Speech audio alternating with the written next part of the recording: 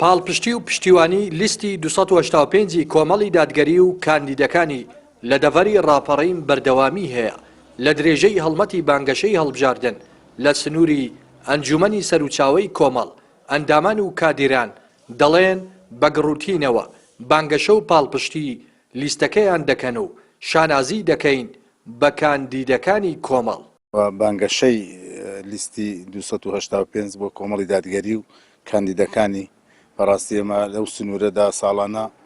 یان دووەم بووین یان یەکەم بووین ومێدەوارم ئەو ساڵیش دەنگدەران هاوکارمان بن پشتیوانمان بن پشتمان بگرن بۆ ئەوەی پلەی یەکەم بەدەست بینین. ئێمە ومێدمان بە خەڵکە زۆرە چونکە خەڵکێکی موسڵمان دۆستە خەڵکێکی دین دۆستە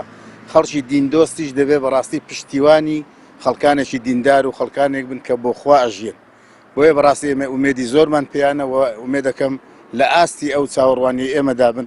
لایەنگران و چین و توێژە جیاوازەکان دەڵێن کۆمەڵ هەمیشە لەبەرەی خەڵکدا بووە و لەگەڵیاندا ڕاستگۆ بووە ومێدیشان هەیە لەم هەڵبژاردنەدا لیستی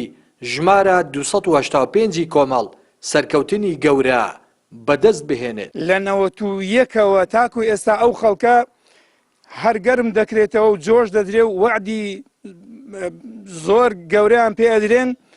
بەڵام تاکو ئێستا هیچ وعدێک نەهاتووەتە جێ و ئەتوانن بەوە کۆمەڵی دادگەری تاقی بکەنەوە و ئەندامان و بڵێن کاندیدەکانیان تاقی بکەنەوە و تاقی کراونەتەوە هەر ئەندامێکی کۆمەڵ چ لە پەرلەمانی عێراق بووبی و چ لە پەرلەمانی کوردستان بووبی بە ئەندازەی ئەگەر نەڵێین 50 کەس بێگومان بە ئەندازەی 30 کەس 25 کەس کاریگەری خۆی هەبووە و لە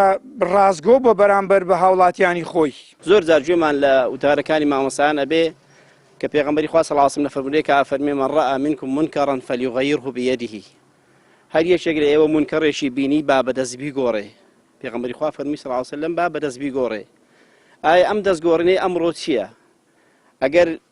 خەڵکی موسڵمان بینەران سەرنجدەن گۆڕینی ئەمڕۆکانی بە پەنجەیەکە دەستنیشانکردنی کەسانێکە کە لە خوا ترس بێ کەسانێک کە ئەمین و دەستپاک بێ بەڕاستی ئەمە گۆڕینە نەک تۆ لە ماڵی خۆت دانیشی